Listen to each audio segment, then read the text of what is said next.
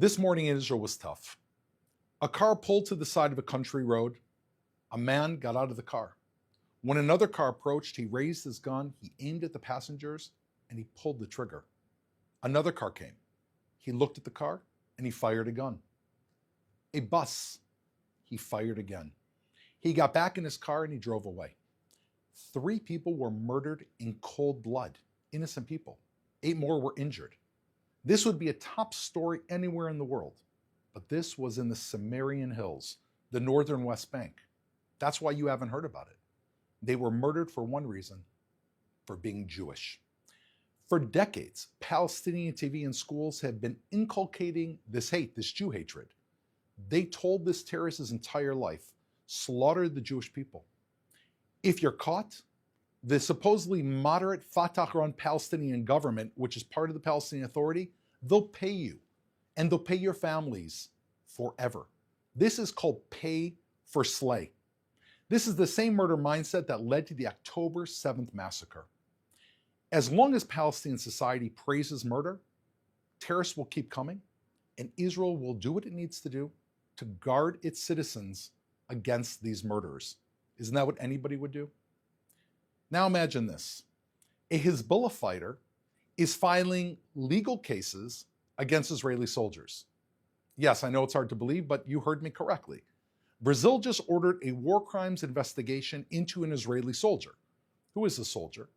He's a hero who survived the Nova massacre on October 7th and went on to fight the Hamas terror group in Gaza. Now he's being hunted in courtroom. And it's not just Brazil. Soldiers who fought Hamas since October 7th are being targeted in 11 countries: Sri Lanka, Thailand, Belgium, the Netherlands, Serbia, Ireland, Cyprus, and Morocco, and the list goes on. And who's behind these legal cases? A group called Hind Rajab Foundation, founded by Diab Abu Jaha. Who is Diab Abu Jaha? This is a terrorist who admitted to joining Hezbollah and fighting Israel in 2006. How do we know? He bragged about it to the New York Times. The New York Times quoted him. They said he joined the Hezbollah resistance against Israel. And quoting him, he said, "I had some military training and I'm still proud of that." So Abu Jaha is a proud terrorist of an internationally outlawed terror organization that has claimed the lives of hundreds of people, thousands of people, including more than 200 Americans in Lebanon. He even lied about breaking ties with Hezbollah to get asylum in Belgium, which considers Hezbollah a terror organization. The Israeli government exposed him for organizing Hezbollah tours. Where? Not in Lebanon. Hezbollah tours in the heart of Europe. So let's be clear. He is a terrorist. These cases are not about justice. They're not about law. They're about terror. Ironically, Israel's soldiers are being hunted in European courts. Israel soldiers defend us in Israel from murder.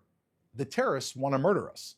So now those same terrorists who are losing on the battlefield in Gaza and in Lebanon and in Yemen are weaponizing courts around the world to target our soldiers.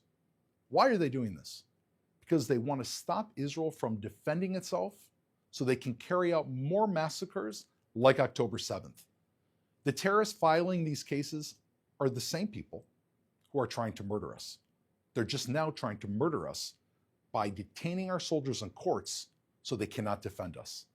We have to stand with our soldiers, because without them, who stands between us and the next attack? Hamas is leaking hostage information, but rejecting a hostage deal. Recently, a list of 34 hostages rumored to be freed in the deal's first stage was published in the Saudi news outlet Asharak. BBC also received a list. They said Hamas shared with them 34 names also, including children, 10 women, and 11 males between the ages of 50 and 85. The report added that it didn't know how many of the freed hostages, those who were supposed to be freed, are even still alive. Israel's government said that this list is based on something it gave to Hamas months ago. Hamas never approved the list. However, they were leaking it to the press. Last week, Hamas said they would only provide a list of living hostages after a ceasefire. So Israel's government has said Hamas has returned back to demanding that we end the war before getting our hostages back. And Hamas is requiring that we release some of the bloodiest murderers from Israel's prison. Hamas is demanding Israel capitulate without even releasing the hostages so that it can continue to hold on to the hostages for insurance while doing what? What they've always said they were going to do. Plan more and more October 7th. I want to be very clear. There have been numerous hostage deals. Hamas has rejected every single hostage deal. Don't take my word for it.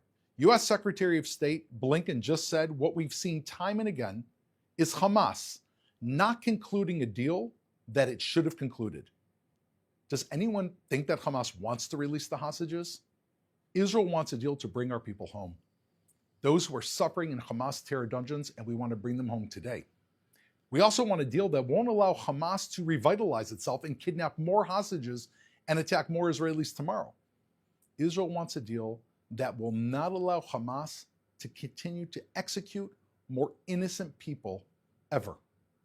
The war that Hamas declared on the people of Israel cannot end with Israeli hostages in Gaza and Hamas on its feet.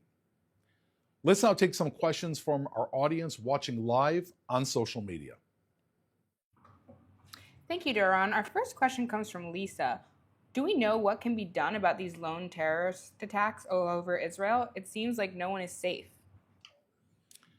Lisa, thank you for your question. As painful as this is, and we mourn and send our deep, deep, deep, heartfelt condolences to these families who've lost 3 people this morning. It is absolutely a tragedy. In fact, most of Israel is safe. There are numerous terror attacks that Hamas and the Palestinian Authority are constantly planning and trying to carry out, not only in Gaza, but also throughout Judea and Samaria, where there are Israeli civilians that are innocently driving to work and going to school. That's what these people were doing this morning. When a Hamas terrorist got on a road, it's not trying to kill a soldier or anyone that's armed. He's killing an innocent civilian. We stopped the vast, vast, vast majority of terror attacks. Israeli forces are operating inside Judea and Samaria, just like we're operating inside Gaza, to flush out the terrorists that are carrying out global terror, Islamic terror, the same terror that Al-Qaeda carries out, with the same exact ideology. Instead of attacking Americans on 9/11 in New York, they're trying to attack Israelis deep within our cities. This is an ongoing battle. This is something Israel is making enormous progress on. Unfortunately, today, we didn't act in time, but Israelis know that Israel has an incredible army, an incredible police, and that we're managing to stop most of these attacks, and will continue going after these murderers until there is no threat to Israeli civilians. Thank you for your question.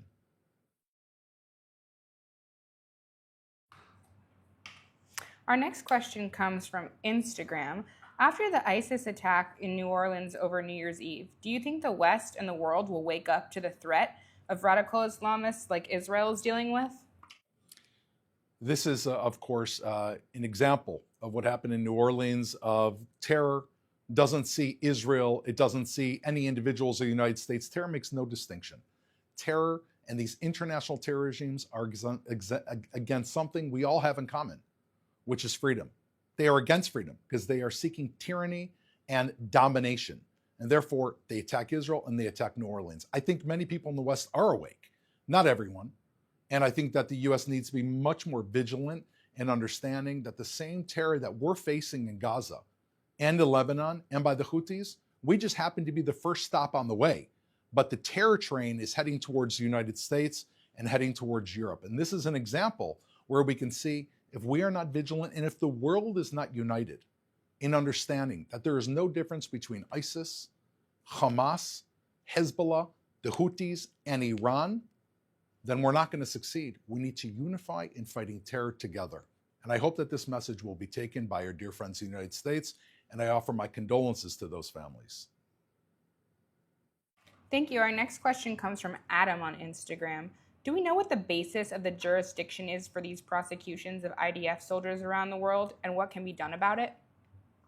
Adam, thank you very much. Well, this is a clown's court. These are trying Israeli soldiers based on nefarious reports that are being brought by a Hezbollah terrorist.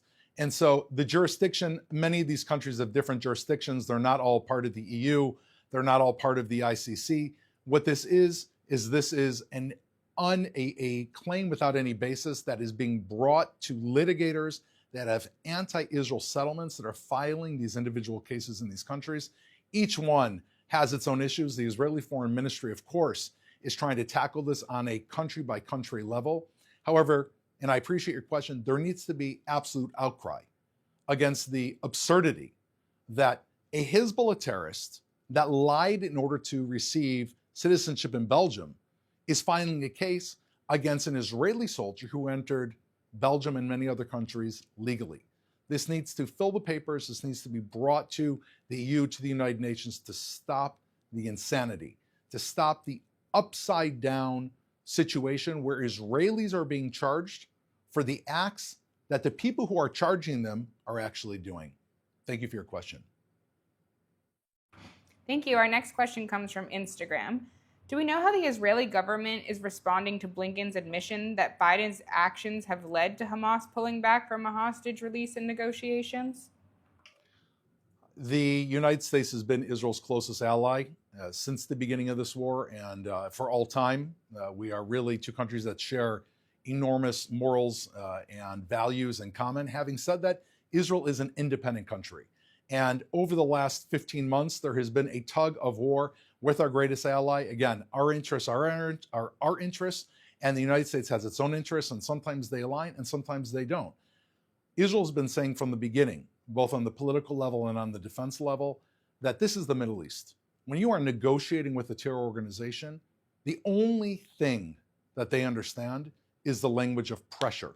Only when Hamas feels that their back is against the wall and they have absolutely no other choice but either to disintegrate and be destroyed or to give back our hostages, only in that situation will our hostages come home. That was the premise for our hostages having come home in November 2023. Hamas was taken absolutely by surprise. Israel entered Gaza with full force. They were so shocked that they gave many of our hostages home, not enough, in order to buy some time. The answer is how Israel's been responding is despite the relationship and despite the pressure and with gratitude for the arms that are coming in, Israel has been fighting Hamas nonstop. We have never let up fighting Hamas. We are rooting them out in Jabalia, in Khan Yunis, in Gaza City, all throughout the Gaza Strip and Rafah, continuing the pressure because we understand. At the end of the day, we are the ones who have to live with Hamas around the corner. And at the end of the day, these 100 hostages, while they come from many countries around the world, are our responsibility. And therefore, we are listening, but we are acting with our own imperative, which is to push Hamas to the wall until they have no choice but to give up our hostages and bring our people home. Thank you for your questions. I want to thank you for joining us today on the Israel Citizen Spokespersons Office. This briefing happens every day, 3 p.m. Israel time and 8 a.m. Eastern Coast time. Thank you for watching. We'll see you tomorrow.